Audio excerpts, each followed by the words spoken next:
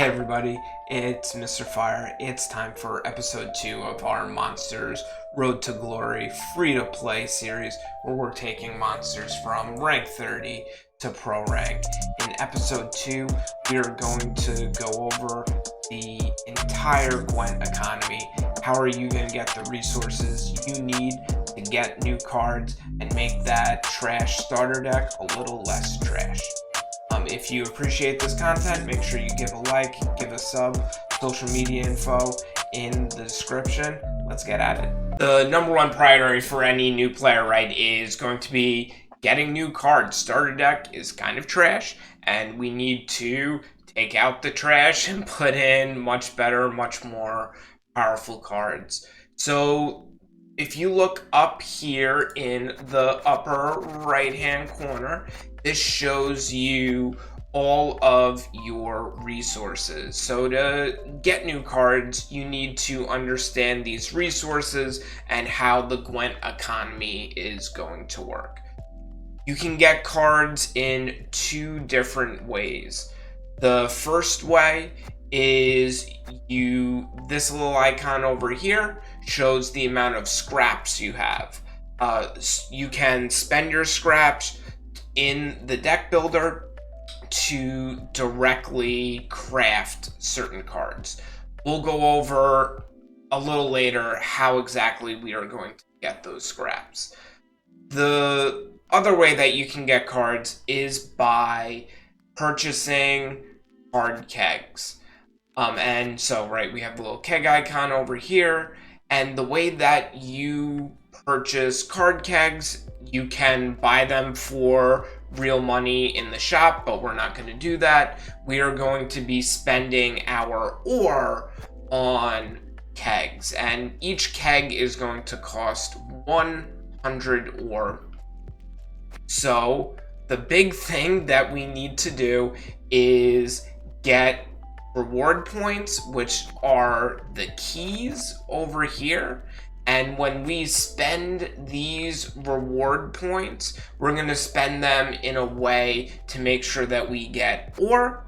And when we get our ore, we will buy card kegs, and then we will open these card kegs and we will get new cards.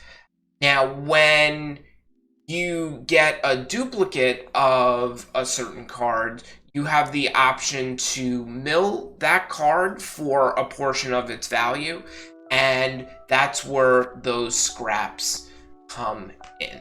So how do we go about getting those resources?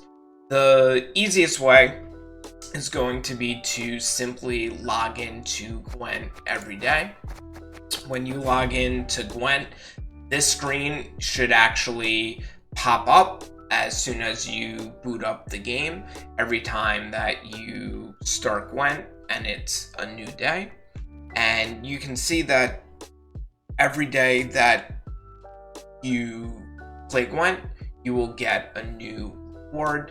After the 7 days and you've gotten all of these rewards, it starts back over here at day 1. So today, right, I logged in and I got 1 reward point key. Tomorrow, when I log in, I will actually get a card. The next day, we'll get some ore. The day after that, some scraps. The day after that, a premium card before it restarts again, and it starts with scraps and then a keg.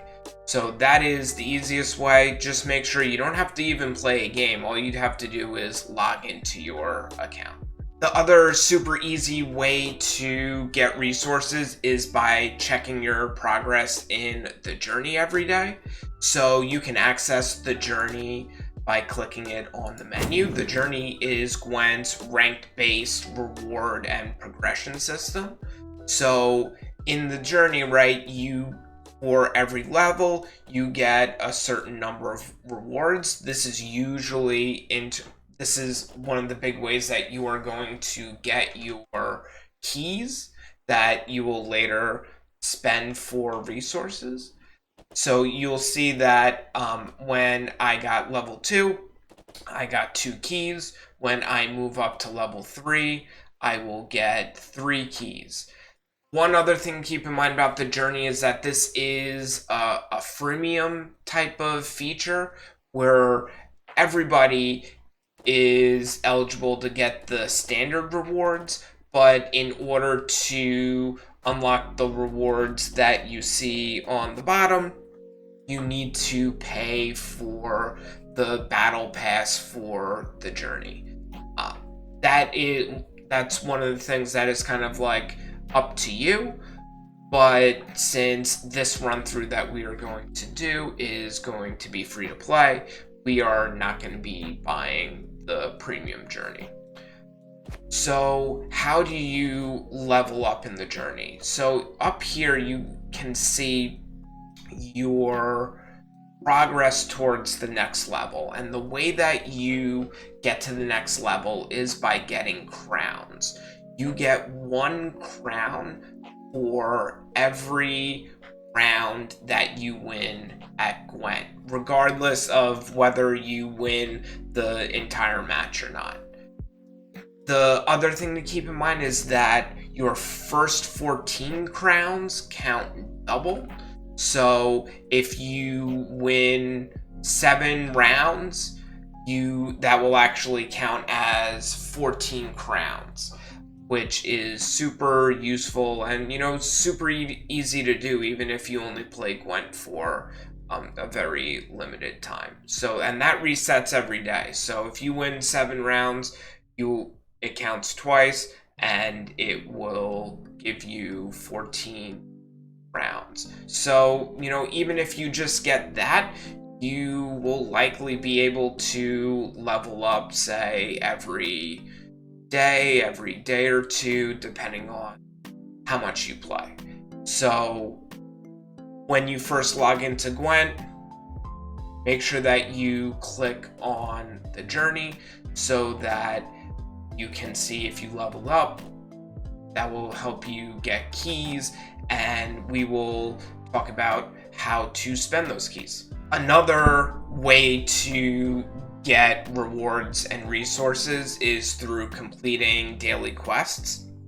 You can see your quests on the bottom left-hand side of the screen, and you can hold on to 3 quests at the same time. And once you complete these quests, you will get the resource that is mentioned in here. So a couple of things. Number 1, especially when you are beginning, some quests you may not be able to do.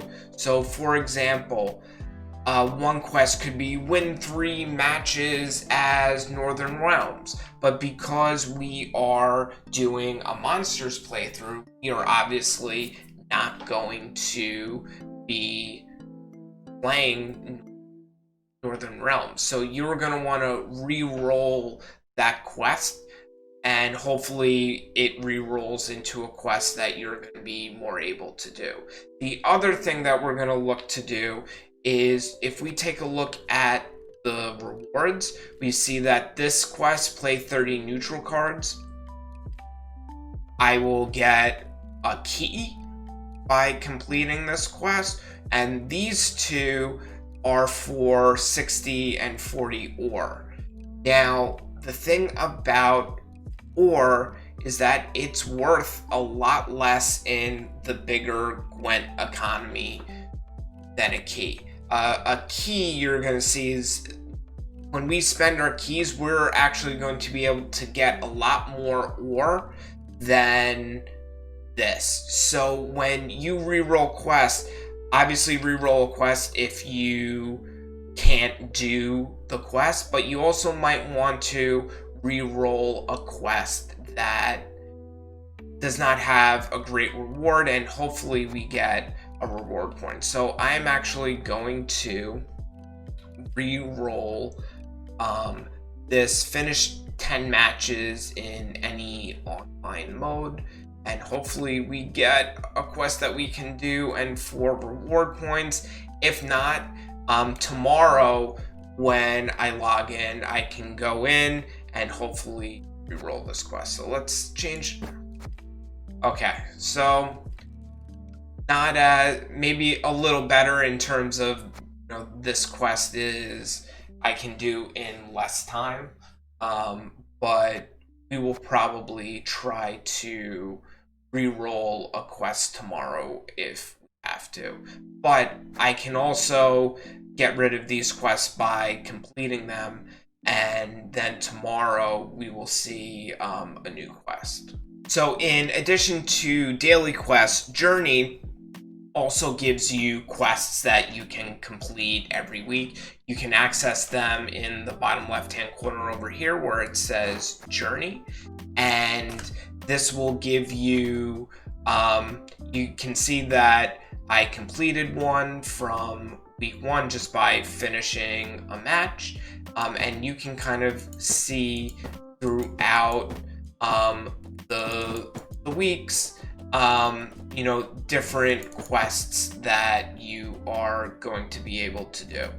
The one thing that I will say is that in a lot of cases, some of the journey quests are going to need specific cards, or specific decks in order to do. And when you're first starting out, that kind of is a limitation. So I would not really worry too much if, there is a certain journey quest that you are not able to do. If you want more info on the journey quests, and eventually when you get the resources decks that you can use to quickly complete the journey quests, Team Aretusa has a report that they put out every week or two. I'll put a link in the description that can give you some helpful guidance in how to complete those journey quests. One of the other ways that you can get reward points, and the last that we'll talk about today, is through the contract system. To access contracts, you are going to click up here, and you're going to see contracts, right? These are just like rewards for achieving various things during the game. So think of like, as you play the game, as you do things, you are going to get rewarded. So like, for example, if I click on general, right, I got 100 ore for completing the tutorial. In just a second, I'm gonna spend my first reward point, and you'll see that I will get 9 more reward points to spend, which is super cool. So my philosophy for the contracts are that these are kind of like things that I don't think you have to like really worry about or grind. These are just like things that as you play the game, you will get rewards just for doing things to play the game. Of course, if you like grinding, you can certainly, look in the contracts, and so you can track certain contracts so that when it goes on you kind of see which ones you are tracking in this case. So, but once again, this is up to you. I find grinding to be, very dull and boring. Like, I want to play the game, and you don't have to, the awesome thing about the contracts is you don't have to worry about really like, doing things, because these things are just going to happen automatically while you play the game. So, right, the basic philosophy, right, is that you play Gwent, click on the journey, you re-roll daily quests, and if you have keys, you spend them in the reward trees in order to get other resources. So now that we have 10 keys, we're going to spend them. So in order to spend them, you just click on the keys, and your reward trees will pop up. And the way that it works, right, is we can kind of see this is showcasing like the special winter event. And in order to buy these things, right, you need the resource that you see over here. So in this case, this tree is all about meteorite powder. We'll talk about that at the end of this video, but you have a slew of other trees that you can click on for that you can redeem or keep. So there are a couple of tree that I just want to showcase, and in general we'll click on the monsters tree. This should be one of the first trees that you do if you're a monsters player. There are two other trees that I think would be good for you to also do. So the big thing that you want for the trees is that we are not going after every single reward on this path. The big things that we want are these little scrolls called story nodes. So when we get a story node, the first one is worth 250 ore, the next one 300 ore, the next one 350 ore, and the one after that 500. So if we open all of these story nodes, that is quite a lot of ore that we're going to then be able to spend on kegs. So that is one thing that we were going to want to do, and just don't get baited into spending keys on other things that are not necessarily those story nodes. So like, for example, these reward points, these are going to cost you 4 reward points. They do give you a cool leader skin, but a cool leader skin is not going to help you improve your starter deck, right? Those story nodes are. So we're going to want to get after those story nodes, and we're going to want to try to get them in the most straight line path possible, spending the least amount to get them, right? So right off the bat, we can kind of see that this story node over here is going to be the cheapest for us. It's only going to be one extra little thing on the path in get, so let's buy it. And you can see that we actually just completed that contract that we had before, so we'll actually be able to get a bunch more keys in just a second. So let's click on this story node, right, and boom, we get the 250 of ore. So let's see what's going to be the right. So these two are going to be basically the same cost. Let's go. Alright, and you can kind of see that until I get more reward keys, I am not going to be able to go ahead and get this yet. Let's actually let's claim that contract, and we'll actually get a bunch more road points that we can.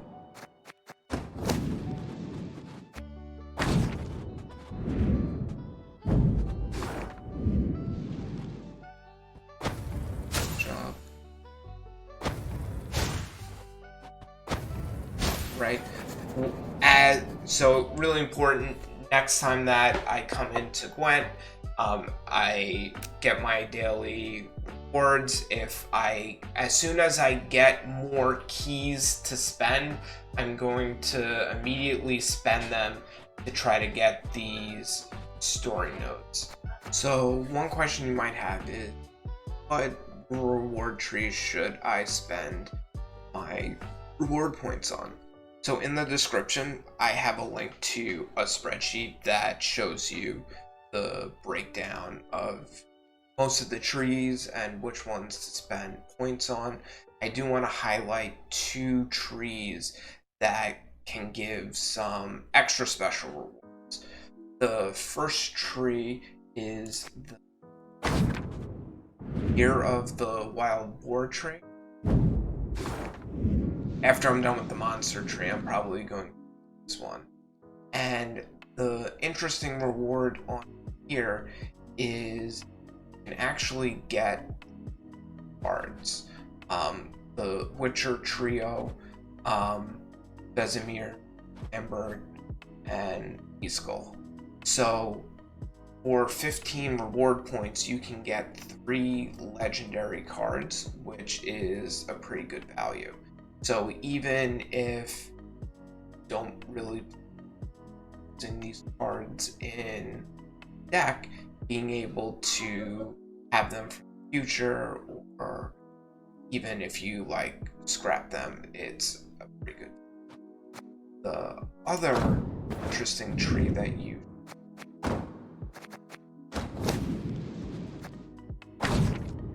is the one, this expansion, the Way of the Witcher. So when you unlock each character from the faction, in this case, if we're monsters, have to unlock here, it will open up another tree over here for Vi, and you can actually get one of the nation legendary cards on here. The card is not necessarily a very good for monsters, but at the same time, being able to, it's 10 reward points to get a legendary card is pretty good. But besides that, you're gonna, on each tree, focusing on story nodes, and once we get those story nodes and we have all this ore, we have to spend the ore. So now that we have a whole bunch of ore, we need to buy some kegs. So to buy kegs, you're going to go into the shop. Obviously, you can buy kegs Prices for money, right? for But humans of all walks. get kegs is by using our ore. Hard kegs. And the best way to go about building a monsters deck, right, is to make sure that when your ore, you are only getting monster kegs, right? Because if we open other types of kegs that have cards from other factions in it, that isn't necessarily going to build the monster deck that we want. And also, if you are getting, say, an ultimate keg that has every Gwent card in it, that's great, but it's going to slow down your ability to build a really good deck for a faction. So the best way to go about this is to purchase monster kegs basically till you have nearly all of the bronzes for monsters, and then to different faction. So